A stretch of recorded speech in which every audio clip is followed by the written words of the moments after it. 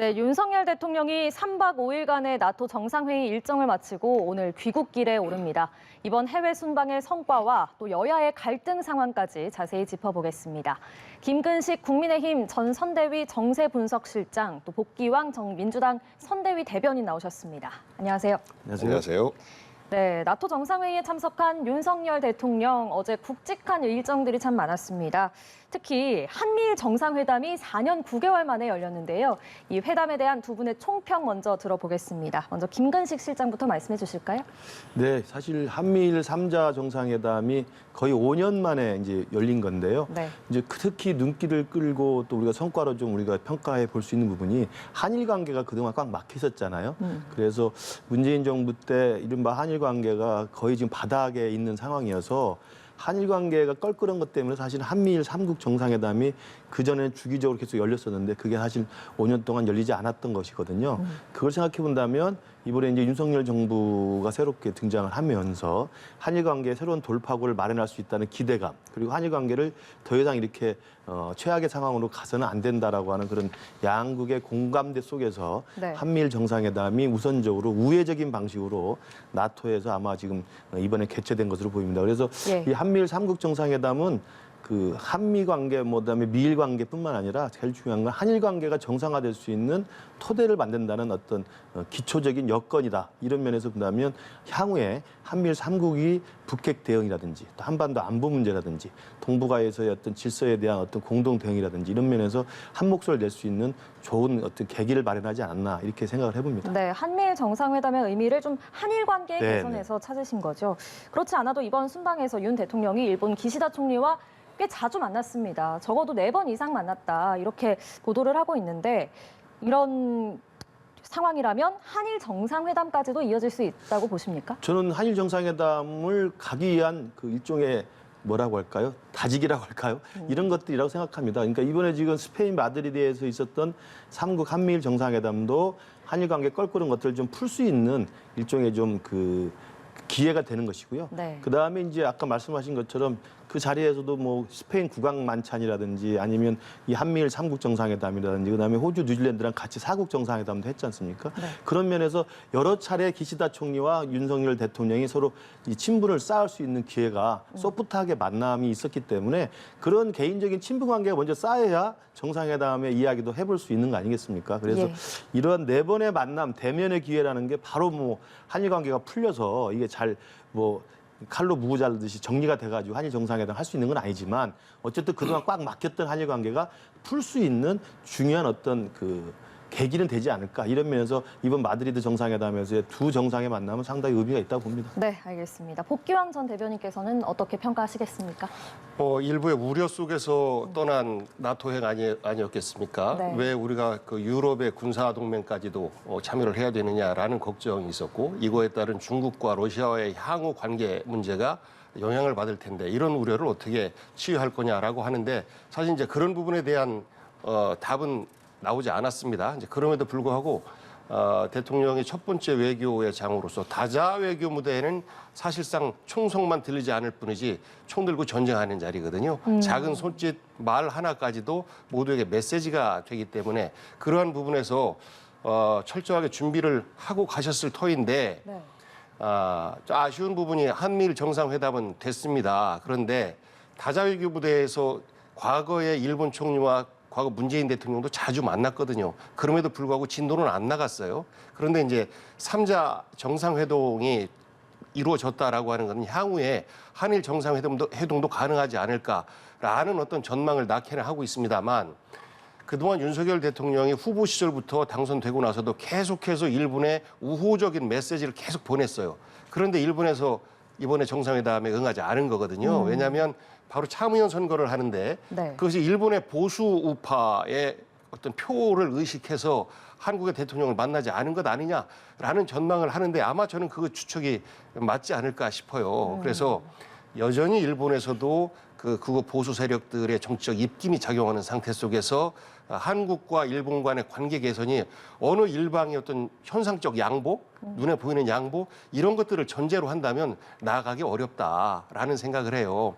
그러니까 문재인 대통령께서 말씀하신 것처럼 한국이 일본을 바라보는 정책은 바뀐 것이 하나도 없다라고 하지. 그런데 일본이 보수 우파의 영향을 받아서 입장을 바꾼 것이다라고 말씀하셨습니다. 그래서 지금은 윤석열 대통령이 아주 우호적인 메시지를 많이 보냈으니까 일본의 태도 변화를 우리가 지켜봐야 될 시점이다라는 생각이 들고, 다소 아쉬운 점은 대통령의 일정을 짜는 데에는 굉장히 면밀한 검토를 해야 됩니다. 그런데 네.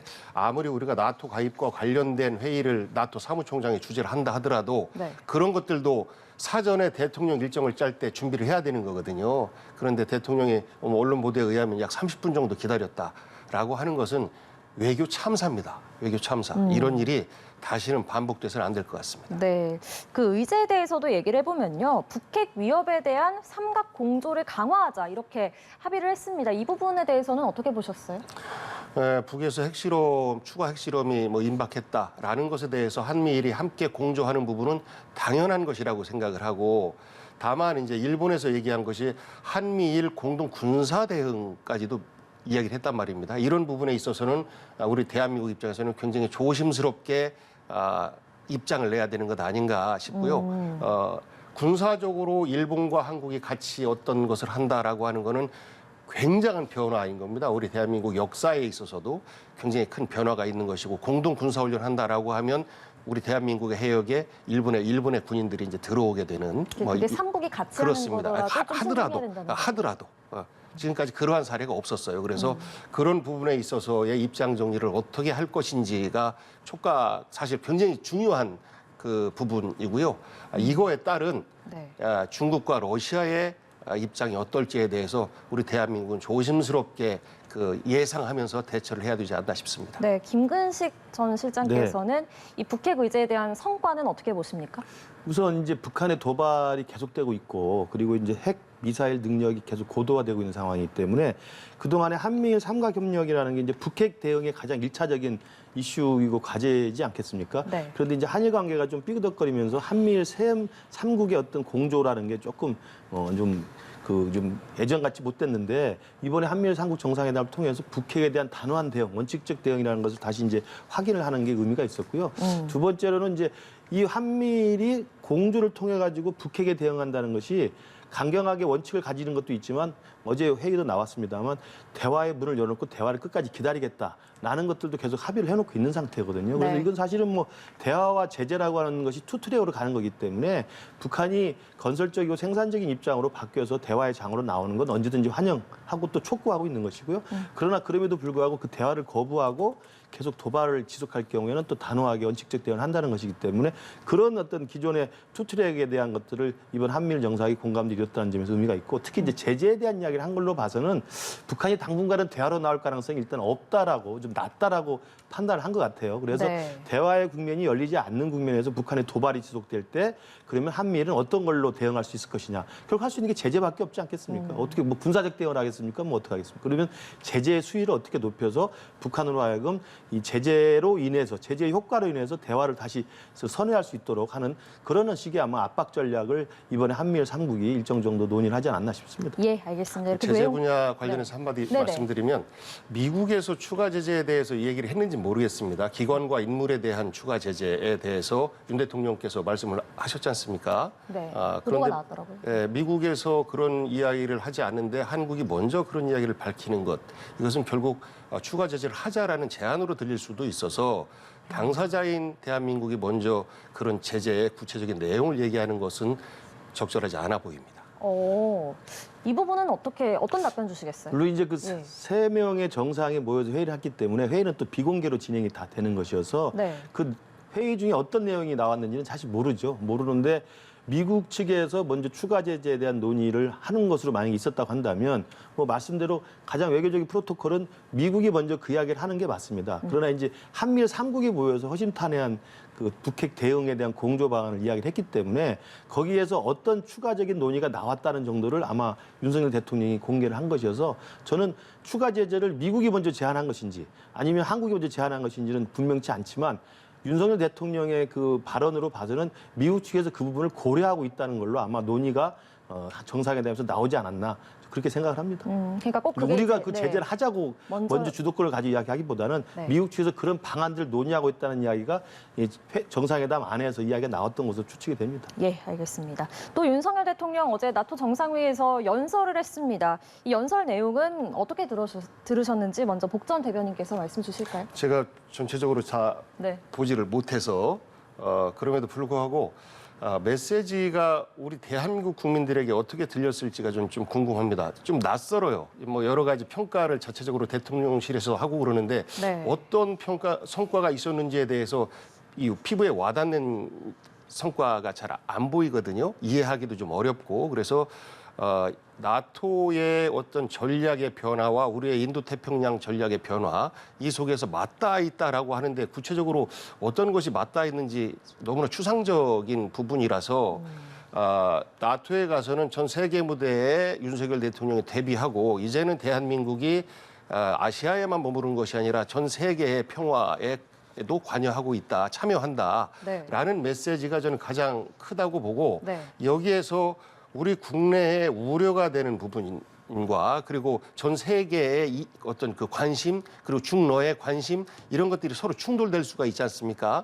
그 향후에 이런 것들에 대한 사후 관리 이런 것들이 외교적으로 굉장히 중요한 과제로 대두되는 것 같습니다. 네, 연설 내용 어떻게 들으셨어요? 저는 이제 나토라고 하는 사실은 북대서양 조약기구라는 건 유럽과 미국의 집단 방위 체제거든요.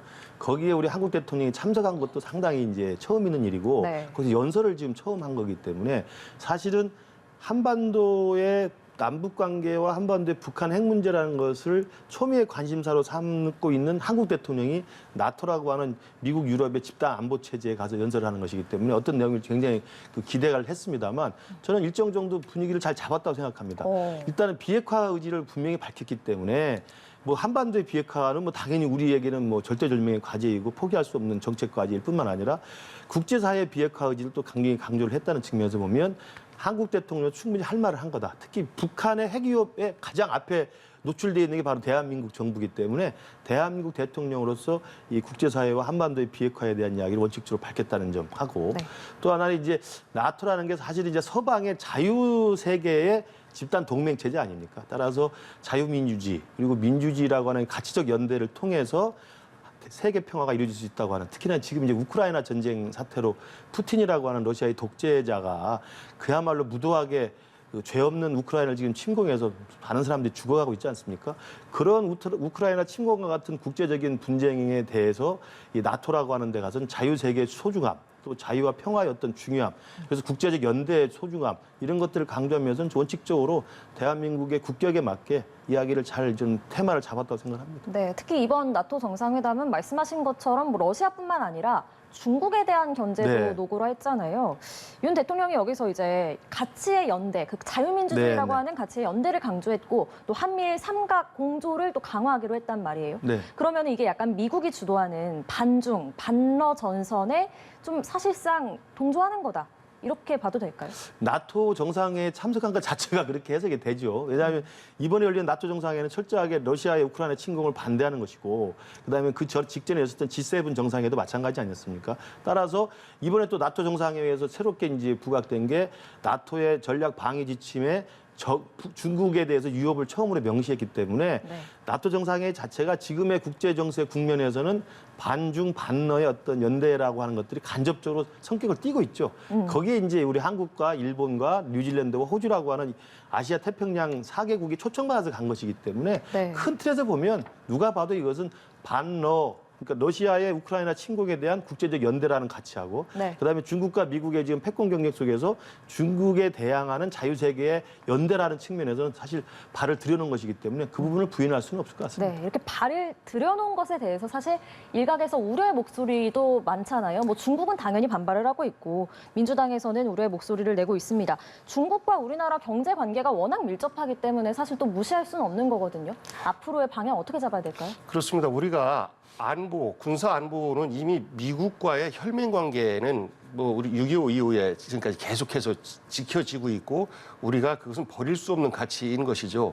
그럼에도 불구하고 균형 외교 속에서 경제적 측면에서 있어서의 대한민국의 이익을 취하기 위한 전략들을 우리가 구사해왔고, 그래서 러시아와의 관계 개선도 노태우 정권 때부터 시작을 했고, 중국도 이제 개혁개방 시대가 열리면서 본격적인 교류가 되면서 전체 대한민국 수출량의 그 외국 교역의 40% 정도가 중국과 러시아에 집중이 돼 있습니다. 네. 그런데 우리가 유럽의 군사적 이익에 맞추기 위해서 중국과 러시아와의 불편한 관계가 만들어진다라고 하면 과거 사드 사태 때 우리 겪었던 그런 것을 우리 국민들은 알고 있지 않습니까? 지금 중국과의 교역에 있어서 어려움을 겪는다라고 하면 대한민국 경제는 가뜩이나 지금 어렵다라고 하는데 더 큰 어려운 지경으로 빠지지 않을까라는 우려를 해요. 네. 그렇다고 해서 우리가 그거 무서워서 그럼 우리 안보도 지키지 못하느냐라는 어떤 뭐 비판을 하실 수가 있을 텐데, 우리의 안보를 튼튼히 하는 가운데에서 지혜롭게 중국과의 마찰을 피하는 이런 전략을 취하는 것이 대한민국의 미래를 위해서 현명한 것이다라는 말씀이시고, 우리가 쓸데없이 미국과 어떤 그 유럽보다 한 발 더 앞서서 대중국과의 마찰에 최전선에 설 이유는 전혀 없다라는 걱정입니다. 그렇다면 그 지혜롭게 중국과의 마찰을 줄이기 위해서는 뭐 이번 나토 정상회의에 윤석열 대통령이 가지 말았어야 됐다. 뭐 이렇게도 생각하시는 건가요? 저는 그런 우려에 대해서 좀 더 고민을 해야 되지 않았나라고 생각하고요. 이미 가셨으니까, 그리고 이제 그것은 초청에 의해서 한국뿐만 아니라 이제 4개국이 함께 갔으니까 다소 그 한국이 거기에 포함됐다라는 의미는 좀 퇴색은 될 수 있습니다만, 주변 국가에 대한민국이 반중국 전선에 천병으로 서 있다라는 이미지는 최소한 불식시키기 위한 대중국, 대러시아 외교는 물밑에서 열심히 해야 될 것 같습니다. 네, 이렇게 민주당 입장까지 들어봤습니다. 부인 김건희 여사도 다자 외교 데뷔전을 치렀습니다. 스페인 왕비에게는 우리 나이가 같다, 동갑이다, 또 패션 스타로 워낙 한국에서 유명하시다, 뭐 이렇게 소통을 하기도 했고요. 마크롱 여사와도 얘기하고 바이든 대통령, 질 바이든 여사에게 건넨 말도 굉장히 화제가 되고 있습니다. 이런 김 여사의 소통은 어떻게 들으셨어요? 그러니까 이제 김건희 여사의 이제 첫 그 배우자 일정 아닙니까? 죄송합니다.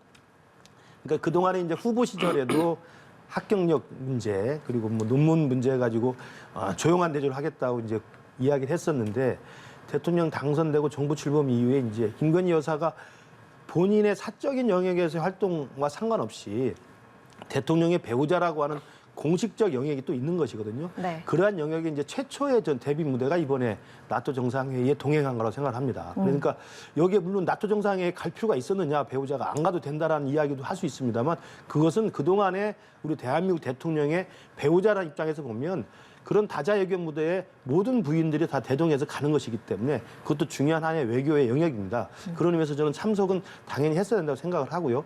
그리고 이제 기왕에 참석을 해서 거기 참가를 했으면 당연히 배우자로서는 여성이라고 하는 그 소프트한 영역에서의 많은 이른바 이제 공공외교라는 게 있습니다. 공공외교를 할 수 있는 중요한 장이 열리기 때문에 지금 말씀하신 것처럼 스페인 그 왕비하고도 이야기를 하고, 그다음에 전 세계적인 중요한 이제 배우자들 있지 않습니까? 질 바이든 여사라든지 그다음에 마크롱 여사라든지 이런 분들과도 친분과 교분을 통해서 여러 가지 관계를 만들어내는 그런 중요한 역할을 하고, 더 중요한 것은 되게 이제 배우자 세션이나 배우자 일정이라는 것은 문화와 뭐 인권이나 아니면 이렇게 그 한류에 관한 것을 선전할 수 있는 상당히 사회문화적인 측면에서의 이슈들이 많이 있기 때문에 네. 그런 면에서는 지금 김건희 여사가 상당히 준비를 잘해서 가고 있지 않나. 다만 이제 제가 생각할 때 좀 느끼는 것은 네. 윤석열 대통령에 비해서 김건희 여사 기사가 더 많이 나오는 것 같아요. 저는 그런 부분들은 물론 그 김건희 여사 자체가 지금 굉장히 셀럽 중에 한 분으로 돼 있어서 많은 국민이나 또 많은 사람들이 관심이 되고 있긴 합니다만, 너무 많이 또 지나치게 과도하게 노출되는 것 자체는 조금 자제할 필요가 있지 않나 생각합니다. 네, 어쨌든 준비는 잘해서 간 것 같다. 네, 뭐 네. 이런 말씀 주셨고요. 사적 영역 말씀 주셨는데, 사실 민주당에서는 지금 김건희 여사가 경찰의 서면 조사에는 50일 넘게 불응을 하면서 이렇게 광폭 행보 보이는 게 맞냐, 이런 비판도 나오잖아요. 김건희 여사에 대한 언론의 관심이 저는 그런 것 때문에 있다고 봐요. 과거에 이제 합격력 위조 의혹과 관련해서 사과를 하면서 제가 없어졌으면 뭐 이런 말씀도 하시고, 그리고 조용히 아내로서 내조하는 삶만 살겠다라고 하셨는데, 사실 이제 공식적인 영부인의 행보를 벌이고 있는 거지 않습니까? 그래서 그런 부분에 해명 없이 움직이는 것에 대한 비판적 시각이다라고 보시는 게 맞는 것 같고요. 기왕에 대통령 부인으로서 활동을 시작을 하셨으면 제대로 하셨으면 좋겠어요. 그래서 그 사전에 그 김건희 씨 팬클럽에 뭐 무도할 정도의 정치적 발언이라든지 이런 것들을 여도 야도 국민도 다 걱정하는 거 아니겠습니까? 그런 부분에 대한 걱정도 좀 해소시켜 주셔야 되는 것이고, 그리고 이런 공식 무대에서 어떻게 준비하는지 우리 국민들이 몰라요. 사적으로 준비하는지, 뭐 관저팀을 만든다라고 하는데 관저팀에서 그런 것들을 준비하기는 어렵거든요. 그래서 공식적으로 배우자 팀이든 배우자실이든 네. 이런 것들을 부활해서 시스템으로 보좌받는 대통령 부인, 이런 모습을 보여줬으면 좋겠고, 저는 저 무대에 당연히 가야 되는 거죠. 예를 들어서 다자간 정상회담에 배우자들이 함께 가는 것이 관례인데 빠지게 되면 왜 빠졌을까라고 해서 또 그 언론의 가십거리가 되고, 합격력 의혹이나 경찰의 조사 뭐 이런 것들 때문에 안 나왔다라고 또 다른 세계 언론에도 나오지 않겠습니까? 그럼 창피한 얘기가 될 테니까 당연히 가셔야 되는데 지금 현재 걱정 끼치고 있는 그런 부분들, 그리고 경찰의 조사라든지 이런 부분은 대통령 부인이기 때문에 특혜를 누린다라는 국민적 시각을 피하기 위해서라도 조속하게 응하시는 게 좋지 않을까 싶습니다. 네, 마지막 오늘 일정이 남았습니다만 어쨌든 윤석열 대통령의 첫 다자 외교였습니다. 지금까지의 행보 어떻게 평가하시겠습니까? 먼저 복전 대변인부터 말씀 주시죠. 준비부터 시작해서 돌아오는 날까지 여러 가지 뭐 걱정도 많고 뭐 또 기대도 많고 했을 텐데 첫 데뷔 무대였으니만큼 많은 공부가 좀 됐을 겁니다. 그래서 두 번째 외교의 장에서는 지금보다는 훨씬 덜 어색한 모습을 보여주지 않을까 이렇게 기대를 하고, 네. 비판의 목소리를 불편하게 듣지 마시고 이런 부분을 개선해야 되겠다라고 생각을 하셨으면 좋겠고, 대통령실에서도 특히 외교 라인 쪽에서 이번에 노정되었던 여러 가지 정상 간의 회담도 현장에서 취소가 되고 사무총장, 정상도 아닌 사무총장의 면담을 그렇게 기다리게 만드는 이런 외교 참사 되풀이 되지 않도록 철저하게 돌아봐서 다음 그 정상회담 때, 다음 또 외교 무대에서는 좀 더 세련된 우리 대통령의 모습을 우리 국민들은 기대할 것 같습니다. 네, 김 전 실장께서는 어떻게 평가하시겠습니까? 정부 출범 이후에 이제 한미 정상회담을 이제 우리 서울에서 했던 게 이제 첫 번째 외교 무대 데뷔였다고 한다면, 네네. 이번에 이제 우리가 직접 해외로 나가서 그것도 다자 무대에서 지금 첫 데뷔를 한 거기 때문에 저는 뭐 이러저러하게 좀 부족한 것도 있고 좀 아쉬운 것도 있고, 사실 뭐 잘 아시지만 5년 대통령 임기를 시작하면 제일 어색하고 긴장하는 게 사실 해외에 나갔을 때 다자 외교 무대입니다. 그렇군요. 왜냐하면 언어도 잘 소통이 안 되고, 그다음에 일정이나 이런 것들이 우리 주도로 되는 게 아니라 그 다자 외교 무대의 일반적인 프로토콜이 있는 거거든요. 거기에는 좀 여러 가지 빈틈들이 보일 수가 있어요. 그런 면에서 보면 이번에 그러한 좀 부족한 게 있다고 한다면, 네. 이번에 나토 정상회의 참석을 계기로 해서 그 외교안보 팀이나 아니면 대통령실에서도 이제는 추후에 다시는 그런 실수가 없도록 하는 게 중요하다고 생각이 들고요. 네. 뭐 말씀하신 것처럼 예정됐던 정상회담이 뭐 예상 밖으로 취소됐던 것들은 물론 부득이한 사정이 있었습니다. 그 나토 가입 문제를 놓고 굉장히 회담이 길어졌기 때문에 그 부득이한 사정이 있었습니다만, 그런 부분도 철저히 대비하는 좀 계기로 삼아야 될 것 같고, 또 하나는 이제 노룩 악수라고 해가지고 또 바이든 대통령이 뭐 네. 얼굴 안 쳐다보고 눈 마주치지 않고 악수했다고 그러는데, 네. 그 부분을 가지고 또 일각에서 대통령이 굴욕이다라고 이야기하는 건 제가 볼 때 과도하다. 그건 대통령의 굴욕이 아니라 바이든 대통령이 무례한 거죠. 결례를 한 거라고 봐야 되고요. 그런 것도 사실은 이제 철저하게 준비하면서 다 챙겨야 될 부분이기 때문에 이번에 나토 정상회담 이 대비를 통해서 김건희 여사도 그렇고 윤석열 대통령도 그렇고 남은 5년 동안 임기 동안 해외에 가서 잘 외교를 잘할 수 있도록 크게 배울 수 있는 기회가 됐으면 하는 생각입니다. 예, 알겠습니다. 이제 여야 당 얘기 해보겠습니다. 오늘 친윤계로 알려진 박성민 의원이 이준석 당대표 비서실장직을 내려놨습니다. 이 사임 배경 어떻게 보십니까? 제가 봐도 좀 이례적입니다. 되게 이제 당대표와 당대표 비서실장이라는 관계는 사실은 한 몸처럼 움직이는 거거든요. 네. 그리고 대표의 모든 일정들을 다 소화를 같이 하는 것이 사실은 대표 비서실장이고, 비근한 예로 이번에 최근에 그 선거 끝나고 우크라이나를 방문했을 때도 이 박성민 비서실장이 같이 동행을 했습니다. 왜냐하면 당대표 비서실장 그런 일을 하는 거거든요. 이제 그런 관계라고 하는 대표와 대표 비서실장인데, 지금 사실은 시점도 사실 굉장히 좀 민감한 시점이고, 이런 시점에서 돌연하게, 그러니까 특정한 지금 이유를 밝히지 않고 일신상의 이유로 네. 그만둔다고 하지 않았습니까? 네.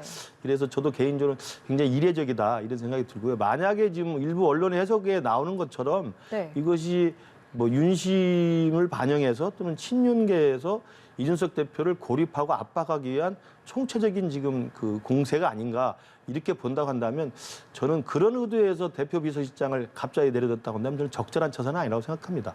어차피 다음 주면 윤리에서 징계 여부가 결론이 날 것이고 그 징계 결론에 따라서는 어떻게든 이 부분이 이제 마무리가 되고 수습이 될 텐데 그 다음에 당대표의 거취 여하에 따라서 비서실장의 거취를 정해도 늦지 않을 텐데 굳이 7월 7일 그 징계 관련된 윤리를 며칠 앞둔 자리에서 그것도 지금 이준석 당대표와 이른바 당내 갈등들이 계속 심화되는 상황에서 뚜렷한 이유 없이 비서실장직을 사임한다는 건 제가 볼 때 무슨 부득이한 이유가 있을 수도 있겠습니다만 그런 부득이한 불가피한 개인상의 일신상의 이유가 있다면 이해가 되는 부분이지만 그렇지 네. 않고 정말 언론에서 나오는 것처럼 네. 이준석 대표를 공격하기 위한 일종의 압박 전술로 한 거라고 한다면 저는 적절한 처사는 아니라고 생각합니다. 그럼 윤심이 반영됐을 가능성이 크다고 보시는 건가요? 해석이 그렇게 쏠리고 있는 지금 분위기 같은데요. 네. 그건 저도 잘 모르겠습니다. 예, 알겠습니다. 이준석 대표가 페이스북에 어떻게 썼냐면요. 뭐 복잡하게 생각하나 모두 달리면 되지. 그들이 감당할 수 없는 방향으로 이렇게 글을 남겼습니다. 이건 어떤 의미일까요? 해석 부탁드립니다. 정치적으로 가장 가까이서 함께 해야 할 비서실장이 떠난 거 아니겠습니까? 이제 한 8일 정도, 7일 정도 남은 건데 그 징계가 큰 메시지거든요. 왜냐하면 이제 박성민 비서실장이 그 친윤계 인사기 때문에 친윤과 이준석 대표의 가교 역할로서의 어떤 그 비서실장이었었기 때문에 네네. 사임을 하는 것은 굉장히 상징성이 크다고 보고 그것 때문에 이준석 대표는 이렇게 총체적인 움직임을 보이고 있고 그 박성민 실장 의원 입장에서는 네. 본인이 현직 비서실장일 때 대표가 어떤 경고나 어떤 징계를 받는 것에 대한 정치적 부담이 있었을 거예요. 이제 그러하기 때문에 먼저 떠난 것 아닐까 이렇게 추측을 하는데 그 이준석 대표는 그러면 저들이 두려워하는 방향으로 가겠다, 막 싸우겠다라는 표현 아니겠습니까? 그래서 이준석 대표가 굉장히 심리적으로 지금 몰리고 있는 이런 것을 페이스북을 통해서 표현했다라고 네. 봅니다. 그러니까 싸우겠다. 뭐 이런 그들이 감당할 네. 수 없는 방향으로 달리자라고 하는 것은 어마어마하게 싸우겠습니다라는 말 아니겠습니까? 예. 알겠습니다. 한편 또 이준석 대표와 안철수 의원 간 신경전도 이어지고 있습니다. 안 의원이요. 당대표 도전설이 돌았는데 이게 누군가가 악의적으로 퍼뜨린 거다 이렇게 주장을 하고 있습니다. 이 누굴까요? 글쎄요, 지금 최근에 그 누군가라고는 익명의 이제 그 인터뷰, 또 네. 익명의 이른바 찌라시 기사 같은 게 서로 지금 신경전을 벌이고 있는 것 네네. 같은데요. 이제 문제가 된 그 안철수 의원이 당대표 도전 의사를 밝혔다. 그게 이제 저도 초청을 받았습니다만 제가 이제 방송 때문에 못 갔는데 엊그저께 있었던 이른바 수도권의 당협위원장 모임이 있습니다. 네. 친목 모임이 네. 2호회라고. 이제 거기에 모임에 이제 이번에 당협위원장 중에서 단체장 선거에 나가서 당선된 분들 축하도 해주고 또 오랜만에 이제 얼굴도 보면서 친목을 도모하기 위한 자리였는데 거기에 전 원내대표도 오고 그다음에 권성 대표는 지금 외국에 나갔기 때문에 수석 부대표도 오고 당 지도부가 일부가 왔었습니다. 거기에 안철수 의원이 이제 참석을 했어요.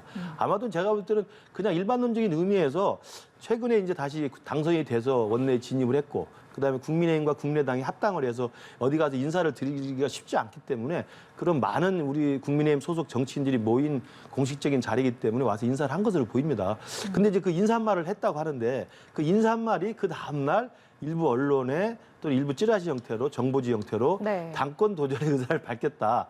그런 내용이 이제 보도가 된 겁니다. 네. 그래서 사실 여부는 이제 거기 참석한 분들이 알겠죠. 네. 그러나 아마 안철수 의원이 이렇게 발끈하는 걸로 봐서는 언론 그런 찌라시 보도가 사실은 아닌 것으로 보여요. 만약에 그런 이야기 했다면 당연히 기사화될 수 있었을 것이고 할 텐데 그렇지 않고 발끈하고 부인한 걸로 봐서는 그게 아닌 것 같은데 그럼 어떤 가짜 뉴스가 왜 나왔는지에 대해서 안철수 의원은 특정 인을 지금 겨냥하고 있는 것이죠. 당연히 이준석 대표를 겨냥한 듯한 발언으로 보입니다. 네. 그래서 이 부분도 저는 이준석 대표, 안철수 대표가 지금 신경질 벌이는 게 원천적인 지금 문제가 되는 게 바로 국민의당 몫으로 추천한 2명의 최고위원 선출 문제 아닙니까? 이 부분이 계속 해결이 안 되고 있는 것이어서 이준석 대표도 이걸 이렇게 질질 끄는 걸 제가 볼 땐 납득하기 어렵고 안철수 대표도 그러면 이걸 두 분 사이에 직접 만나지 않고 계속 공중전과 언론전으로 상대방을 이렇게 공격하는 모양새는 같은 당 소속으로서 되게 민망하죠. 저는 네. 그래서 제 개인적인 생각으로는 네. 안철수 의원과 이준석 대표 모르는 사이도 아니고 지금이라도 만나서 문제를 풀 수 있는 건데 왜 이렇게 서로 만나지 않으면서 계속 당 바깥에서 그리고 언론을 통해 가지고 서로 이렇게 신경전을 벌이는 건지 저는 개인적으로 좀 안타깝다고 생각합니다. 그건 왜 그렇게 하는 걸까요? 왜 이렇게 음모론을 만나기 싫으신 서로- 모양이죠. 아, 싫은. 네, 만나기 예. 싫은 모양이고 예. 그다음에 이준석 대표도 고집이 굉장히 있는 편이고 안철수 대표도 본인의 뜻을 꺾기가 굉장히 쉽지 않은 분이어서 이 부분에 대해서 좀 빨리 좀 해결이 되기를 좀 저는 국민의힘 소속으로서 바라고 있습니다. 네. 뭐 이준석 대표도 음모론을 지금 제기하고 있는 상태죠. 대통령실과의 갈등설에 대해서 이것도 뭐 누군가가 의도를 가지고 퍼뜨리는 거다 이렇게 얘기를 하는데 이거는 또 친윤계를 겨냥한 거다 이런 해석도 나오고 있고요. 좀 지켜봐야겠습니다. 한편 또 국민의힘 혁신위원회 부위원장 조혜진 의원이 이런 제안을 했습니다. 동일 지역 3선 넘기면 연임을 제한하자 이런 제안을 했는데요. 초선 의원은 반기는데 또 중진 의원은 반기지 않을 것 같아요. 이 제안 받아들여질 수 있을까요? 이게 이제 민주당에서도 사실은 지난 대선 기간에 정치 개혁의 중요한 그 아이디어로 계속 이야기됐던 것이고요. 저는 국민들 입장에서 바라봤을 때는 지금의 여의도 국회라고 하는 게 너무 구태스럽고 기득권의 정치가 매몰돼 있다는 그런 따가운 시선이 많지 않습니까? 그런 맥락에서 본다면 같은 지역구에서 3선을 계속한 부분에 대해서는 다른 지역으로 옮기거나 아니면 스스로 이제 4번의 공천은 주지 않겠다고 하는 이런 룰을 정하는 것에 대해서는 국민적 눈높이에서는 상당한 정도의 저는 이해가 될 수 있다고 생각을 합니다. 그러나 네. 이제 다만 당내에서 실제로 거기에 해당되는 분들은 뭐 죄 없이 내가 열심히 의정 활동하고 있고 난 당당하게 내가 공천 받아서 당당하게 유권자들 표를 받아서 내가 당선이 된 사람인데 룰을 정해서 강제로 못 나가게 하는 건 말이 되느냐 이런 반발이 있을 수 있어요. 그래서 전 국민의 시선과 눈높이와 당내 해당 당사자 사이의 이해관계가 충돌하는 부분이어서 네. 저는 뭐 민주당도 사실 향후에 논의해야 될 숙제이고 우리도 이제 만약에 조혜진 부위원장이 이걸 꺼내서 혁신에 논의를 한다면 저는 중요한 아젠다는 될 수 있다고 생각합니다. 그러나 부당한 대우를 받지 않고 역차별을 받지 않는 그런 아이디어를 같이 논의하면서 국민의 시선에 맞는 새로운 혁신의 방안으로 이런 아이디어도 굉장히 저는 생산적으로 논의를 네. 해서 좀 좋은 결론을 냈으면 하는 바람입니다. 네, 일단 좋은 아이디어다 이런 네, 말씀 그렇게 주셨어요. 이제 민주당 상황도 짚어보겠습니다. 90년대 합번 그리고 1970년대생 이른바 97그룹인 더불어민주당 강병원 의원과 박용진 의원이 전대 출마 선언을 했습니다. 이 출마 선언 어떻게 보셨습니까? 젊은 분들이 세대 교체를 하고 새로운 바람을 정당에 지금 집어넣고 정치권의 변화, 정치 개혁을 좀 이끌어내라라는 요구가 그동안 쭉 있어 왔었는데 이것에 대한 화답이라고 생각합니다. 박용진 의원 같은 경우는 지난번 대통령 경선에도 나섰기 때문에 어느 정도 좀 인지도가 있는 상황이고 강병원 의원 같은 경우는 상대적으로 전국적 인지도는 좀 떨어질 수 있을지 모르겠습니다만 홍영표 의원을 비롯해서 이런 분들의 지지를 좀 얻으면 그래도 좀 해볼 만한 것 아니냐 뭐 이런 그 생각을 하고 있는 모양인데 네. 문제는 그 젊은 분들이 나오는 거 좋아요. 근데 어떤 메시지를 내놓는 것이 아직 안 보입니다. 그러니까 어떤 식으로 정치를 바꾸겠습니다. 어떤 식으로 민주당을 바꾸겠습니다.라는 개혁 과제들을 우리 당원들에게 제시를 해야 되는데 그런 부분이 없으면요. 이게 어떻게 되냐면 사실 말은 대표는 젊은데 결국 업혀가는 거예요. 그 정치 세력에 의해서 업혀진 당대표. 나이만 젊을 뿐이고. 그렇기 때문에 저는 지금 뭐 이 출마 선언한 두 분뿐만 아니라 또 추가적으로 거론되고 있는 분들도 본인들이 출마를 하려면 정말 내가 정풍을 어떻게 하겠습니다. 정치를 어떻게 바꾸겠습니다. 민주당의 미래를 어떻게 바꿔나가겠습니다라는 것들을 우리 민주당원들과 국민들이 좀 가려워하고 있는 부분을 긁어주는 메시지 이런 것들이 좀 나와야 되는데 그런 부분에 있어서 굉장히 조심스러워하는 측면들이 엿보입니다. 그래서 그렇게 보면 젊은 분들이 나와서 젊지 못한 대표, 젊지 못한 정치를 할 우려가 있다. 그리고 그렇게 되면 본선 경쟁력도 떨어질 수 있다라는 우려를 하는데요. 저는 이제 지금 아직 그런 것들을 밝힐 시기가 아니다라고 본인들이 생각한다면 앞으로라도 빠른 시일 내에 왜 본인들인가, 어떤 비전과 전망을 가지고 있는가라는 것들을 네. 당원과 국민들에게 밝혀야 된다고 생각합니다. 네, 그러니까 세대 교체론만으로는 안 된다. 그러니까 그렇습니다. 비전이 중요하다 이런 말씀 그렇습니다. 주셨습니다. 그런데 이 97그룹 출마 선언의 배후도 또 주목이 되고 있어요. 86그룹인 이인영 의원이 97그룹 의원 4명을 이렇게 모아놓고 출마를 독려했다 이런 얘기가 있더라고요. 이 배경은 또 뭘까요? 이인영 의원이 본인이 당대표 의사가 있었습니다. 그런데 이제 그 586 용퇴론이 있는 가운데에서 586의 정중앙에 있는 상징적 인물이 출마한다라는 것에 대한 정치적 부담을 느꼈을 것이고, 그렇게 보면 후배 세대 중에서 네. 우리 정치 개혁의 상징적인 역할을 누군가가 해줬으면 하는 바람을 가졌던 것이고, 그래서 현재 언론에서 거론되고 있는 당사자들을 모두 다 함께 만나면서 모두 다 출마했으면 좋겠다라는 것은 민주당이 좀 젊고 혁신적으로 바꾸길 바라는 이인영 의원의 어떤 본심이 들어가 있는 것 아닌가. 그러면서 본인이 당대표로 출마하고자 했었던 그런 생각들까지도 함께 이런 젊은 의원들과 공유하는 과정 아니었겠는가라고 생각하고요. 뭐 그렇다고 해서 이인영 의원이 어떤 특정한 세력을 가지고 있거나 그런 분은 아니기 때문에 실제적으로 어떤 분에게 어떤 표를 몰아줄 수 있는가라는 부분에 있어서는 약간의 의문부호가 좀 듭니다. 네, 김 전 실장께서는 이 민주당의 세대 교체론에 대해서 어떤 말씀 주시겠습니까? 정치권의 세대 교체는 뭐 일단은 그 바람직한 방향이죠. 그러나 지금 말씀하신 것처럼 세대 그리고 나이로 우리가 젊은 세대고 젊은 나이니까 당대표 된다. 이건 사실 소구력이 별로 없거든요. 그러니까 새로운 비전과 새로운 노선과 새로운 변화의 모습들을 보여주고 그걸 당원과 국민들로부터 이제 지지를 받아야만 이게 사실은 진정한 혁신이 아니겠습니까? 네. 그런 맥락에서 보면 지금 민주당 내에서는 이제 이재명 의원의 출마가 정당하냐 정당하지 않느냐라는 논란이 지금 가장 중심축에 있는 것이고 제가 볼 때는 그럼에도 불구하고 이재명 의원은 출마를 할 것으로 좀 기정사실화되는 것 같고요. 네. 그럼 이재명 일강 구도하에서 그럼 다른 당권 주자들은 어떤 사람이 나와서 이재명 후보와 싸울 것이냐의 지금 그림인데 거기에 86그룹이 나올 수는 없는 상황입니다. 왜냐하면 불출마를 대부분 선언하고 있고 86그룹은 이재명 후보와 86그룹이 정면을 맞붙이면 제가 봐도 이재명 후보한테 유리합니다. 왜냐하면 이재명 후보가 86그룹이 기득권이고 주류로서 민주당을 망친 세력이다. 가장 혜택을 본 사람이라고 공격하면 달리 대항할 방법이 별로 없거든요. 그런 맥락에서 보면 86그룹이 일선에서 빠지고 97그룹을 다시 내세워서 네. 이재명 후보의 책임론과 이재명 후보의 잘못된 문제들을 지적하는 이런 전선으로 아마 이동하고 있는 것 같아요. 제가 볼 때는. 이제 그런 맥락에서 보면 뭐 볼만한 싸움이 될 수도 있습니다만 네. 결국 관건은 이재명 후보가 나오냐 안 나오냐 문제인데 네. 나오게 된다면 네. 97그룹에서 누가 나와도 싸움은 굉장히 싱거운 싸움이 되지 않을까. 그리고 그것이 과연 국민들한테는 바람직한 모습을 보일까.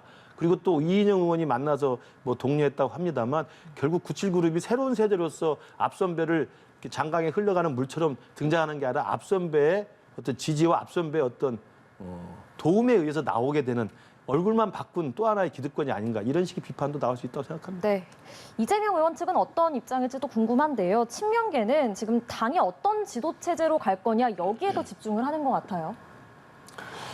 예, 이게 단일이냐 집단이냐 네. 이런 부분에 있어서 아주 큰 차이를 보이는데 네. 지금 현재는 당이 외형적으로는 뭐 제 모양을 갖추고 있습니다만 굉장히 불안한 지경 아니겠습니까? 특히 의원들 같은 경우는 2년도 안 남은 총선 누구와 함께 치르는 것이 나의 당선에 긍정적 영향을 미칠까를 생각할 것이고 네. 또 크게 봐서 민주당이 지금의 의석수를 지켜야 될 텐데라는 우려들을 같이 하고 있을 거예요. 그렇게 보면 이게 집단 지도 체제로 갔을 때의 불협화음은 극대화될 수 있는 그러한 우려가 있어요. 뭐 상대적으로 보면 좀 더 민주적이지 않겠느냐라고 하지만 그런 민주성의 긍정성보다는 당 분열의 모습이 자꾸 노정되는 이런 과거 우리 학습 효과가 있기 때문에 단일 지도 체제로 가야 되는 것 아니냐라는 부분에 대한 합의는 좀 일정 정도 이루어진 것 같습니다. 그런데 그렇다면 현재 당 대표에게 집중된 여러 가지 권한 이런 것들을 최고위원회가 지금 나누자 분산시키자라는 제안이 이제 비명계의 네. 어떤 의견으로서 네. 제출이 되고 있는 것인데 네. 이런 룰들이 저는 결국에는 그 각 주자 간, 각 세력 간의 합의 없이는 바꿔내기가 어려운 상황 아닌가 싶습니다.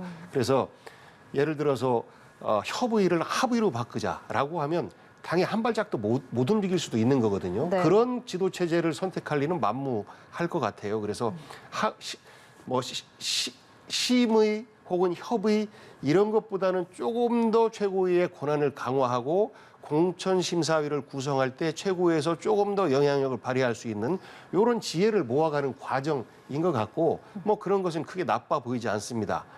그리고 그 경선 룰을 정하는 가운데에서도 뭐 여러 계파 간의 이익을 가지고 이야기를 하는데 과거에 민주당 혁신위원회 활동을 했었어요. 여러 차례 걸쳐서 혁신안을 발표를 했고 그런 혁신안 과정에서 조혜진 의원이 얘기한 삼선 연임도 우리가 얘기했었습니다만 민주당만 한다고 해서 되는 게 아니지 않습니까? 결국은 정치권 모두가 그런 것들을 채택할 때 특정 정당에게 불리하게 작용을 안 하는 것인데 저는 그런 혁신안부터 시작해서 권리당원 또 대의원 그리고 여론 이런 비율을 어떻게 할 것이냐라는 문제도 함께 이제 논의가 되고 있는 과정인데요. 네. 저는 현명한 선택을 하지 않을까 싶습니다. 네, 알겠습니다. 오늘 말씀 여기까지 듣겠습니다. 김근식 국민의힘 전 선대위 정세분석실장 또 복기왕 전 민주당 선대위 대변인과 함께했습니다. 고맙습니다.